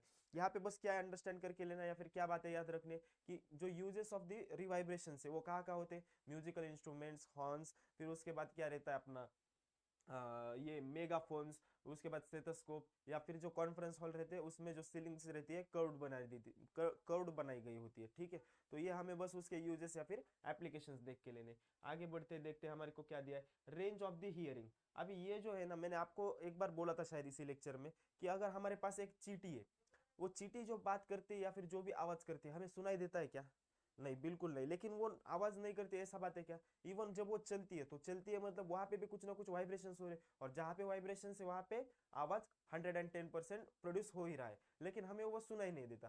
क्यों नहीं सुनाई देता, क्योंकि जो ह्यूमन टेंडेंसी है या फिर ह्यूमन ब्रेन की कैपेसिटी है या फिर ह्यूमन ईयर्स की जो कैपेसिटी है, वो क्या बोलती है कि जो आवाज का फ्रीक्वेंसी रहता है वो 20 हर्ट्ज से लेके 20,000 हर्ट्ज, 20,000 हर्ट्ज तक ही सुन पाएंगे। जो आवाज की फ्रीक्वेंसी रहती है ना, हम किस ऑडिएबल है या इनऑडिएबल है, हम ये किस चीज से देखते हैं, हेलो, हाँ, तो मैं ये बोल रहा था कि जो हमारे ह्यूमन ईयर की टेंडेंसी जो है वो कौन से आवाज को सुनने की टेंडेंसी है, जिसमें फ्रीक्वेंसी का जो रेंज है वो 20 हर्ट्ज से लेके 20K के हर्ट्ज तक। 20 हर्ट्ज मतलब 20 सिर्फ, और 20,000 का मतलब क्या होता है, हम यूट्यूब या फिर हर जगह पे आपको मालूम है 20,000 को क्या लिखते हैं हम, 20K। सही बात है, तो 20K क्या, हर्ट्ज। तो कहाँ से कहाँ तक हमारा ईयर सुन पाता है, या फिर ऑडियोबल रेंज है 20 हर्ट्ज से लेके 20,000 हर्ट्ज तक का जो फ्रीक्वेंसी का आवाज रहता है वो हमारे कान में ऑडिएबल है। ठीक है, तो हम इस रेंज को क्या बोल देंगे, ऑडिएबल रेंज बोल देंगे। ठीक है, यहाँ पे लिख के लेते हैं हम, जो 20,000 या फिर 20 हर्ट्ज से लेके कहाँ तक, 20,000 हर्ट्ज तक, उसको क्या बोल देंगे हम, AUDIABLE, ऑडिएबल, RANG, रेंज। ठीक है, ऑडिएबल रेंज। अब जब 20,000 से लेस होगा, less than, less than 20 hertz अगर ऑडियो होगा हमारे पास तो उसको क्या बोल देंगे हम, ये सुनाई देता है कि हमारे को, जैसे अगर 20 हर्ट्स से नीचे का अगर साउंड का फ्रीक्वेंसी है तो ये हमको सुनाई नहीं देता, तो इसको इनऑडिबल रेंज तो बोल देते। लेकिन 20 हर्ट्ज से नीचे जो भी ऑडियो रहेगा, 20 हर्ट्ज की फ्रीक्वेंसी से नीचे जो भी ऑडियो रहेगा उसको हम और एक नाम देते हैं। इनऑडिबल तो है ही है, ये जो दोनों भी मैं बोलने वाला हूँ, less than 20 hertz and more than 20,000 hertz, ये दोनों के दोनों कैसे, inaudible range, INAUDIABLE, inaudible range of frequencies है या फिर इनऑडिबल रेंज ऑफ साउंड है। ठीक है, ये दोनों के दोनों इनऑडिबल है, लेकिन इनको भी पर्टिकुलर नाम दिया गया है। क्या है, जो लेस देन 20 हर्ट्ज का जो फ्रीक्वेंसी है उसको क्या नाम देंगे हम, इंफ्रासोनिक, क्या बोलेंगे, इंफ्रासोनिक, SOUND साउंड, या फिर इंफ्रासाउंड बोल देंगे, इंफ्रासोनिक साउंड या फिर इंफ्रासाउंड बोल देंगे। ठीक है, और जो मोर देन 20 के हर्ट्ज है, 20 के मतलब 20,000 हर्ट्ज के ऊपर है, वो भी कैसा है, इनऑडिएबल ही है, हमको वो भी नहीं सुनाई देता, इससे नीचे भी नहीं सुनाई देता, बस ऑडिएबल रेंज में जितना है वही सुनाई देता। लेकिन ये जो 20 के हर्ट्ज के ऊपर का साउंड है उसको क्या बोल देंगे हम, ultrasonic sound, ULTRA, ultrasonic sound, या फिर क्या बोल देंगे, बस अल्ट्रासाउंड बोल देंगे। ठीक है, अल्ट्रासोनिक साउंड या फिर अल्ट्रासाउंड, ये यहाँ पे लिख के दिया है आपको। कहा गया अपना, ये देखो यहाँ पे, related with the frequency and not with the loudness, जो हमें आवाज सुनाई देता है या फिर नहीं देता है, ये किसके बेसिस पे, लाउडनेस या फिर एम्पलीट्यूड के बेस पे है क्या, ये जो हमें सुनाई देता है या नहीं देता है, नहीं, बिल्कुल नहीं, किसके बेस पे है, ये फ्रीक्वेंसी के बेस पर है। ठीक है, जो फ्रीक्वेंसी हमने सीखी थी ना कि frequency is equal to 1 upon time period, या फिर हमने और एक चीज सीखा था, स्पीड इज इक्वल टू क्या है, वेवलेंथ मल्टीप्लाइड बाय फ्रीक्वेंसी, या फिर frequency is equal to speed upon wavelength, या फिर क्या बोलते हैं हम इसको, frequency is equal to 1 upon time period. इसके रिलेटेड है जो कि हमें आवाज सुनाई देता है या नहीं देता है, बिल्कुल कंफ्यूज नहीं होने का। जैसे कि मैं अगर धीरे आवाज में बात कर रहा हूँ या फिर मेरा लाउडनेस ऑफ द साउंड बहुत कम है, तो इसके ऊपर बिल्कुल नहीं है कि वो हमें हमारे ईयर सुनता है या नहीं सुन पाता है। किसके ऊपर डिपेंड है, ये ऑडिएबल रेंज या फिर इनऑडिएबल रेंज जो भी हम बातें करते हैं, ये सारी एम्पलीट्यूड या फिर लाउडनेस पे डिपेंड है क्या, नहीं, बिल्कुल नहीं। किस पे डिपेंड है, फ्रीक्वेंसी पे डिपेंड है। ठीक है, आई बात समझ। ठीक है, यहाँ पे वही लिख के दिया हमें। फिर ह्यूमन ईयर कौन सा रेंज में सुन पाता है, 20 हर्ट्ज से लेके 20,000 हर्ट्ज तक का, उसी को हमने 20K लिख के दिया यहाँ पे। ठीक है, babies below 5 and some animals can listen up to 25 kilo hertz of sound. जब नए नए न्यू बॉर्न शिशु रहते हैं, शिशु मतलब बच्चे, न्यू बॉर्न बेबीज रहते हैं, ठीक है, उनके कान एकदम अच्छे रहते हैं, तीक्ष्ण रहते हैं। ठीक है, तो उनको जो है 20 किलो हर्ट्ज से भी ऊपर का आवाज सुनाई देता है। कहाँ तक सुनाई देता है, 20K हर्ट्ज तक का। 20K हर्ट्ज मतलब, सॉरी, 25K हर्ट्ज तक का, और 25K हर्ट्ज मतलब क्या है, 25,000 हर्ट्ज तक का आवाज सुनाई देता है। तो for babies and some animals, उनकी रेंज क्या हुई, फॉर बेबीज मतलब ह्यूमंस के जो न्यू बॉर्न बेबीज रहते हैं उनकी रेंज क्या होगी, 20 हर्ट्ज से लेके कितना, 25 किलो हर्ट्ज तक। 25 किलो हर्ट्ज मतलब 25,000 हर्ट्ज, ये होगी अपने बेबीज या फिर कुछ एनिमल्स की, चुनिंदा एनिमल्स की एडिएबल रेंज। ठीक है, जैसे जैसे बेबी 5 ईयर के अबव चला जाएगा तो उसको कम सुनाई देने लगता है। ठीक है, और वो कम सुनाई देके कहाँ तक आती है रेंज, 20,000 हर्ट्ज तक की रेंज बन जाती है। ठीक है, वही लिख के दिया यहाँ पे। फिर उसके बाद क्या, इंफ्रासोनिक साउंड। इंफ्रासोनिक साउंड मतलब क्या होता है, जो साउंड 20 हर्ट्ज से नीचे का फ्रीक्वेंसी प्रोड्यूस करे उसको हम क्या बोल देंगे, इंफ्रासोनिक साउंड बोल देंगे। जो ऑडिएबल साउंड है वो क्या होता है, 20 हर्ट्ज से लेके 20,000 हर्ट्ज तक का जो फ्रीक्वेंसी वाला साउंड रहेगा उसको हम ऑडिएबल रेंज वाला साउंड बोल देंगे।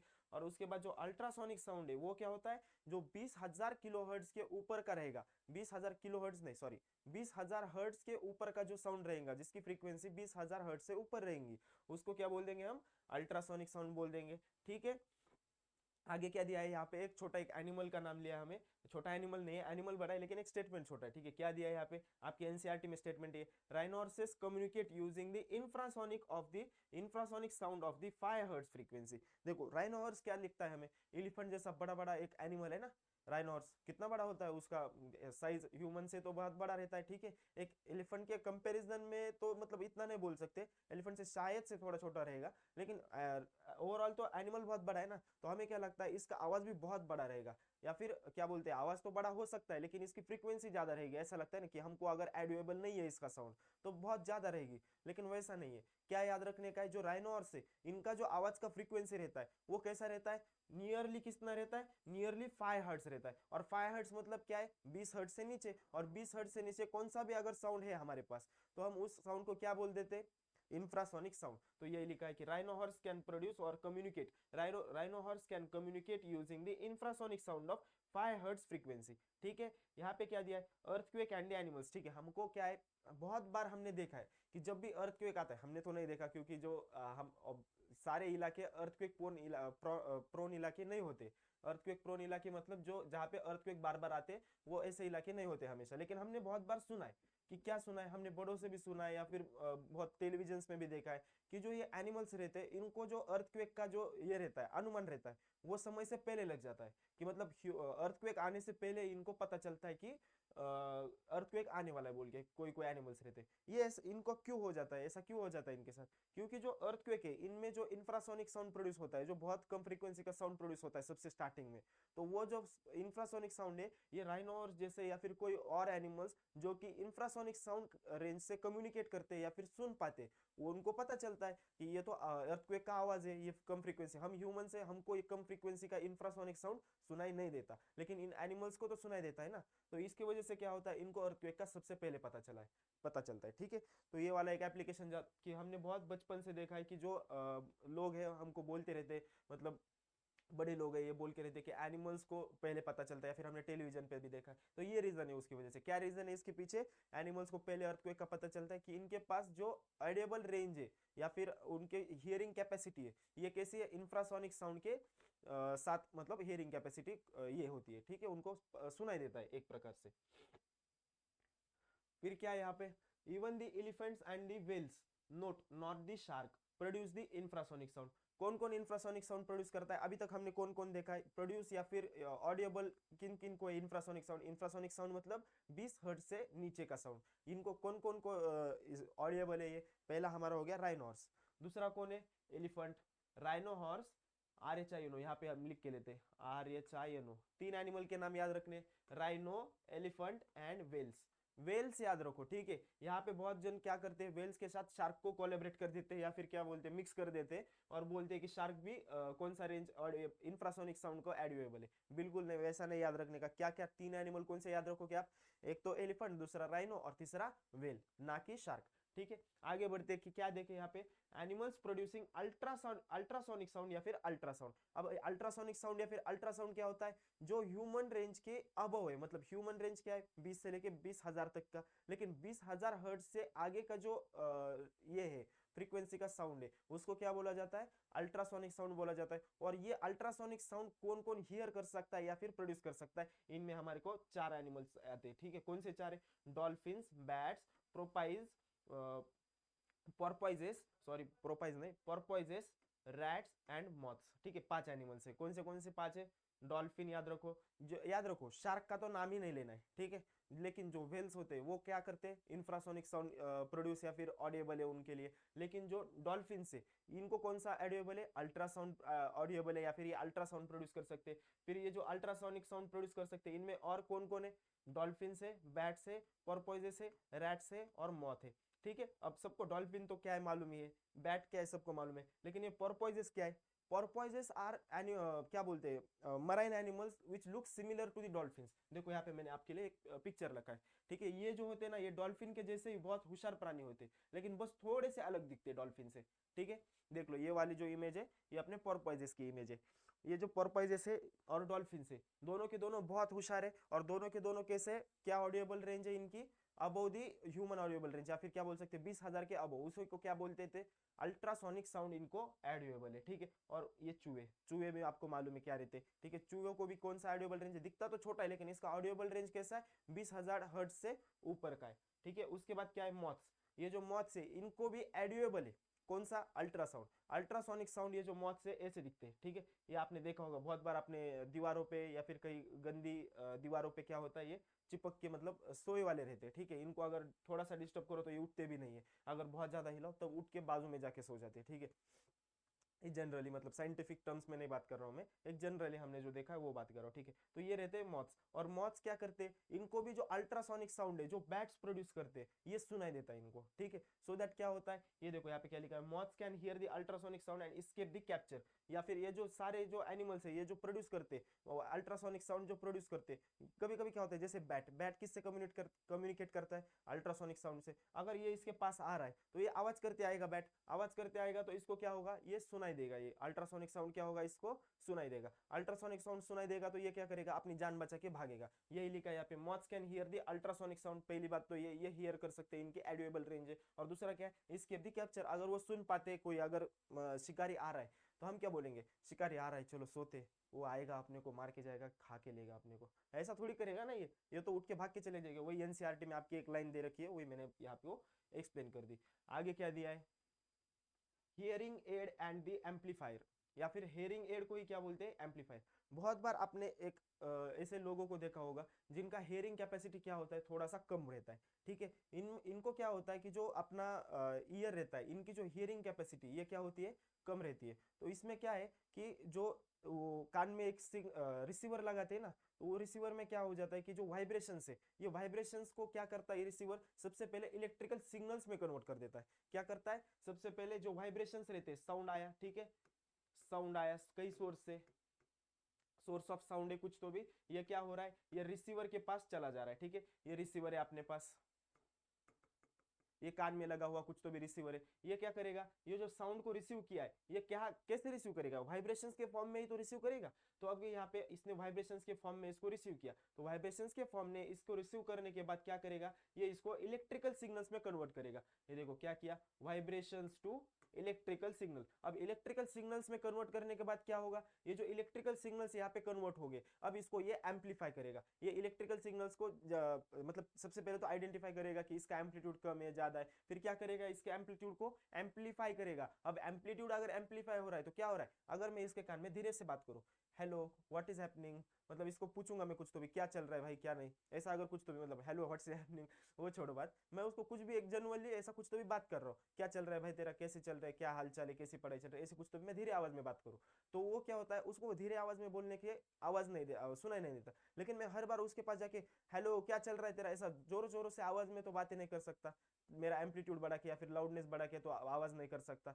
लेकिन वहां पे क्या है, जो इसका ये है कान में जो उसने डिवाइस लगा के रखा है, वो क्या करेगा, मैं अगर धीरे आवाज में भी बात करूंगा, मेरे कम एम्पलीट्यूड के साथ ही मैं बात करूंगा, तो वो खुद से वो अपना डिवाइस क्या करेगा, मेरा बोले वाला एम्पलीट्यूड आइडेंटिफाई करके उसका एम्पलीट्यूड बढ़ा देगा और उसके कान तक पहुंचा देगा, ठीक है। आई बात समझ में, तो क्या हो रहा है, सोर्स से साउंड आ रहा है, वाइब्रेशंस यहाँ पे जनरेट हो रहे हैं, वाइब्रेशंस को इलेक्ट्रिकल सिग्नल्स में कन्वर्ट किया जा रहा है, इलेक्ट्रिकल सिग्नल्स में कन्वर्ट करने के बाद उसका एम्पलीट्यूड क्या हुआ जा रहा है, यहाँ पे हो रहा है एम्पलीट्यूड बढ़ाया जा रहा है, और एम्पलीट्यूड बढ़ने के बाद क्या हो रहा है, ये एम्पलीट्यूड बढ़ा के वापस से वाइब्रेशंस में कन्वर्ट करके उसके ईयर में उसको सुनाई देगा, इस ऑडियोबल रेंज में लगा के देते हैं, ठीक है। वो उसका डिवाइस होता है, उसी को हम क्या बोलते हैं, हियरिंग एड या फिर एम्पलीफायर बोल देते, ठीक है। यहाँ पे कुछ क्वेश्चंस दे रखे आपके एनसीईआरटी में, क्या है वो questions, what is the audible range of the average human ear, क्या है भाई, हमने अभी अभी तक वही तो बोल रहे थे कि audible range of the average human ear क्या होता है, 20 हर्ट्ज से लेके 20,000 या फिर 20 के, या फिर इसको 20,000 लिख देते, ये एच जेड, ठीक है, ये वाला हो गया। What is the range of the frequencies associated with the infrasound, infrasound के साथ क्या है, 20 हर्ट्ज से नीचे, 0 से लेके 20 हर्ट्ज तक का अगर आवाज है हमारे पास, फ्रीक्वेंसी का आवाज है हमारे पास, तो कैसा आवाज है वो, इंफ्रासोनिक या फिर इंफ्रासाउंड है। अगर अल्ट्रासाउंड की बात हो रही है तो अल्ट्रासाउंड क्या है, इसके अबव वाली रेंज में जो भी रहेगा साउंड उसको क्या बोल देंगे, अल्ट्रासाउंड। अगर हमारे पास ऐसा एक क्वेश्चन आता है, tricky question, can some humans hear the ultrasonic sound, तो आंसर क्या लिखोगे, यस लिखना है। क्यों नहीं लिखना है यस, क्योंकि हमारे पास जो human babies below the 5 years of age है, ये भी तो ह्यूमंस ही है ना, लेकिन ये क्या सुन पाते, 20 हर्ट्ज से लेके 25,000 हर्ट्ज तक सुन पाते हैं ना। तो ये 25,000 के जो ऊपर के 5,000 हर्ट्ज से, 20,000 के ऊपर के 5,000 हर्ट्ज से, ये तो किस में आ रहे, अपने अल्ट्रासोनिक साउंड में ही आ रहे ना, तो ये तो सुन पा रहे ह्यूमन बेबीज, तो इसको क्या बोल देंगे, सम ह्यूमंस कैन लिसन, ऐसा बोल दो, ठीक है, ऐसी टिप्पणी कर देना आपको। अब ये क्वेश्चन भी हो गया आपका, क्या है यहाँ पे, एप्लीकेशंस ऑफ अल्ट्रासाउंड। अब जो ये अल्ट्रासाउंड है ना, क्या करता है, अल्ट्रासाउंड मतलब इसकी फ्रीक्वेंसी कैसी है, बहुत ज्यादा हाई। अब ये जो बहुत ज्यादा हाई फ्रीक्वेंसी का साउंड है, साइंटिस्ट ने क्या किया कि दिमाग लगाया कि इतना हाई फ्रीक्वेंसी का साउंड कहीं ना कहीं तो हम यूज कर सकते हैं। तो कहाँ पे यूज किया उन्होंने, ultrasounds are able to travel well defined path even in the presence of the obstacles and the hence the they have a wide use in the industries and the medical fields. ठीक है, क्या बोलना चाह रहा है कि ये इसका जो फ्रीक्वेंसी है ये बहुत हाई, तो अगर मैंने यहाँ पे एक आधा ऑब्स्टेकल भी रख दिया तो क्या होगा, एक आधा ऑब्स्टेकल रखने के बाद भी इसका फ्रीक्वेंसी हाई होने की वजह से ये ऑब्स्टेकल को भी मतलब काउंट नहीं करेगा और ऑब्स्टेकल को क्रॉस करके भी ट्रैवल कर पाता है, वही यहाँ पे लिखा है। तो इसकी वजह से हमारे पास इसके क्या क्या एप्लीकेशन बनते हैं, क्लीनिंग का एप्लीकेशन बनता है कि हमारे पास अगर कुछ ट्यूब्स वगैरह रहेंगे जहाँ पे हम साफ सफाई नहीं कर पाते, एकदम बारीक बारीक ट्यूब रहेंगे जहाँ पे ह्यूमन का हाथ नहीं पहुंच सकता या फिर जो भी इंस्ट्रूमेंट्स रहते हैं वो अगर नहीं पहुंच सकते, तो हम क्या कर देंगे, उस ट्यूब में एक हाई फ्रीक्वेंसी का, जिसका अल्ट्रासाउंड बोलते हैं हम, हाई फ्रीक्वेंसी का साउंड भेज देंगे वहां पे। और हाई फ्रीक्वेंसी का साउंड भेजने के क्या बाद क्या होगा, जो उसमें जो माइन्यूट डस्ट के पार्टिकल्स रहेंगे या फिर जो भी हमको नहीं चाहिए ऐसी इंप्योरिटीज रहेगी, वो क्या कर देगा, वो साउंड रिमूव कर देगा। जैसे कि हमने बहुत बार देखा, एक साउंड रहता है हमारे पास, अगर साउंड वो बहुत ज्यादा अगर बजने लगता है तो वाइब्रेट करने लगता है ना, साउंड तो एक प्रकार से वाइब्रेशन ही है। तो ये जो हाई फ्रीक्वेंसी का वाइब्रेशन जाएगा वहां पे, हाई फ्रीक्वेंसी का साउंड जाएगा मतलब क्या करेगा, हाई फ्रीक्वेंसी का वाइब्रेशन जाएगा, और हाई फ्रीक्वेंसी का वाइब्रेशन क्या करेगा वहां पे, क्लीनिंग का काम करेगा। फिर इसके बाद क्या एप्लीकेशन है हमारे पास, डिटेक्टिंग द डिफेक्ट और the flaw in the buildings and the bridges and etcetera.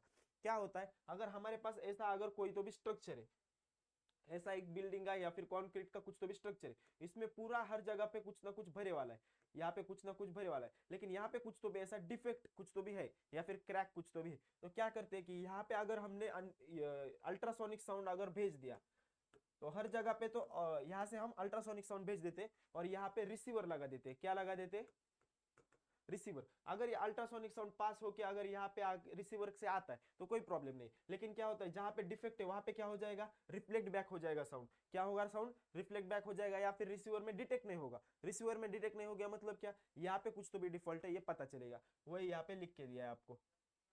ठीक है, क्या दिखा है, डिटेक्टिंग द डिफेक्ट और the flaw, ordinary sound of the longer wavelength can not be used for this purpose. क्यों नहीं भाई, एक आधा ऑर्डिनरी साउंड है जिसका वेवलेंथ बहुत ज्यादा है, ये क्यों नहीं यूज कर पाएगा, क्योंकि हमने यहाँ पे क्या देखा है कि अगर हमारे पास ऐसा बिल्डिंग है और ऐसा कुछ तो भी यहाँ पे डिफेक्ट है, ठीक है, यहाँ पे डिफेक्ट है, हमने बहुत बड़े वेवलेंथ का ऐसा लिया जिसका फ्रीक्वेंसी कम है, बहुत बड़े वेवलेंथ का लिया, यहाँ पे क्या हो रहा है, साउंड इसको स्केप करके चला जा सकता है, क्या हो रहा है यहाँ पे, साउंड इसको स्केप करके चला जा सकता है। लेकिन वही अगर मैंने शॉर्ट फ्रीक्वेंसी क्या बोलते हैं, हाई फ्रीक्वेंसी शॉर्ट वेवलेंथ, ये देखो high wavelength sorry high frequency short wavelength, इसका वेवलेंथ कैसा था, बहुत बड़ा, वेवलेंथ बड़ा मतलब फ्रीक्वेंसी बहुत कम। हमने रिलेशनशिप ने देखा था वहां पे, ठीक है, कि फ्रीक्वेंसी और वेवलेंथ का क्या रिलेशन है, हमने ये भी देखा था ना कि frequency is inversely proportional to wavelength या फिर frequency is equal to speed upon wavelength, ये देखा था ना, इससे हमने ये निकाला था। तो अगर higher the wavelength less is the frequency, अब मैंने यहाँ पे फ्रीक्वेंसी बढ़ा दी है, फ्रीक्वेंसी बढ़ा दी है तो वेवलेंथ क्या हो रहा है, कम हो रहा है, वेवलेंथ अगर कम हो रहा है तो देखो यहाँ पे जा रहा है ना,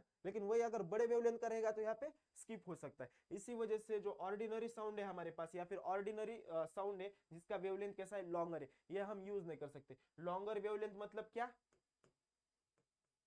शॉर्टर फ्रीक्वेंसी, शॉर्टर फ्रीक्वेंसी का हम यूज कर पाते हैं क्या, ऐसे डिटेक्ट करने के लिए, ऐसे क्रैक्स या फिर जो भी ये रहते डिफेक्ट या फिर फ्लॉज रहते, ये डिटेक्ट करने में हम शॉर्ट फ्रीक्वेंसी के वेवलेंथ सॉरी शॉर्ट फ्रीक्वेंसी का साउंड हम यूज कर सकते हैं क्या, बिल्कुल नहीं। क्यों नहीं कर सकते, क्योंकि शॉर्ट फ्रीक्वेंसी मतलब हाई वेवलेंथ, हाई वेवलेंथ मतलब इट कैन स्केप दी, जो भी छोटे छोटे जो हमारे पास डिफॉल्ट है वो स्केप हो जा सकते हैं यहाँ पे। ठीक है, फिर क्या है अपने पास यूज, इकोकार्डियोग्राफी और to create the image of the heart. ठीक है, इकोकार्डियोग्राफी या फिर बहुत सारे अल्ट्राग्राफी अल्ट्रासोनोग्राफी या फिर सोनोग्राफी, एक ही बात है, सारी की सारी एक ही बात है। आपको पहले सोनोग्राफी क्या होती है ये देख लो, क्या होता है सोनोग्राफी या फिर अल्ट्रासोनोग्राफी, तीनों भी एक ही चीज है। ठीक है, ultra sonography is equal to sonography. क्या होता है ये सोनोग्राफी या अल्ट्रासोनोग्राफी, हमारे ह्यूमंस के बॉडी के अंदर ये अल्ट्रासाउंड या फिर अल्ट्रासोनिक साउंड को पास किया जाता है हमारे ह्यूमन की बॉडी से और वहां से हमको, जैसे हमने कॉन्क्रीट स्ट्रक्चर में देखा ना कि कुछ डिफेक्ट हो या कुछ और हो, तो ये वहां से हमको पता चलता है कि क्या बात है भाई यहाँ पे, क्या नहीं है। वैसा ह्यूमंस के केस में भी टिश्यू के आर पार ये वाला साउंड भेजा जाता है और डिफेक्ट क्या बोलते हैं, डिफेक्ट जान लिया जाता है वहां पे। ठीक है, इसी को क्या बोलते हैं हम, सोनोग्राफी या फिर अल्ट्रासोनोग्राफी। और जो सोनोग्राफी या फिर जो अल्ट्रासोनोग्राफी हार्ट के रिलेटेड किया जाता है, ठीक है, हार्ट के रिलेटेड हम किया जाता है, हार्ट, ठीक है, हार्ट के रिलेटेड अगर सोनोग्राफी कर देंगे हम, तो उसी को क्या बोल देंगे यहाँ पे, कार्डियो वाला बोल देंगे, ठीक है, इको कार्डियोग्राफी बोल देंगे।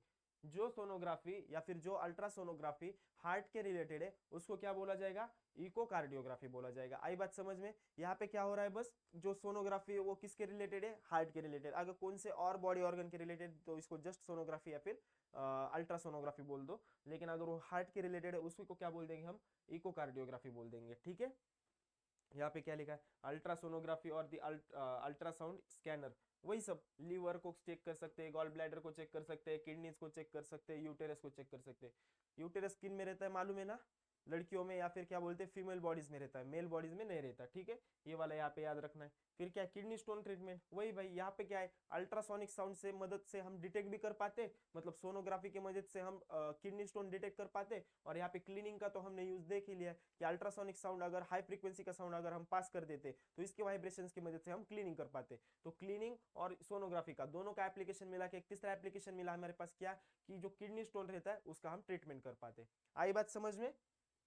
यही थे हमारे पास जितने भी एप्लीकेशंस थे, यही थे। हमारा यहाँ पे चैप्टर खत्म हो गया। तो हमने इस चैप्टर में पूरा क्या क्या देखा है, हाउ इज साउंड प्रोड्यूस्ड, उसके बाद साउंड का प्रोपेगेशन देखा है, उसके बाद 6 कैरेक्टरिस्टिक्स ऑफ दिस साउंड देखा है, फिर लाउडनेस, पिच क्या किसके साथ रिलेटेड है या फिर क्या होता है वो देखा है, फिर वेवलेंथ, स्पीड और फ्रीक्वेंसी का जो रिलेशनशिप होता है ये वाली बात देख ली। फिर इसके बाद इको क्या होता है, रिफ्लेक्शंस ऑफ द साउंड क्या होते हैं, वो कौन से नियम फॉलो करते हैं, एक रेगुलर नियम फॉलो करते हैं जो भी हमारे पास रिफ्लेक्शन ऑफ द लाइट के लिए, वही यहाँ पे भी फॉलो करते हैं, हमने ये बात देख ली थी। फिर उसके बाद रिवाइब्रेशंस क्या होता है देख लिया, फिर ऑडिएबल रेंज और इनऑडिएबल रेंज क्या होता है, और जो अल्ट्रासाउंड रहता है इनका जो एप्लीकेशंस होता है क्या है, ये सारी चीजें हमने देख ली। ठीक है, आप बस इसकी रिविजन्स करते रहना और जो भी हमने सीखा है बस उसका रिवाइज करते रहना, सो दैट क्या होगा कि जो भी मतलब सीखा है आपको अंडरस्टैंड तो कंप्लीटली हो गया, लेकिन एग्जाम तो वो याद भी रहे ना।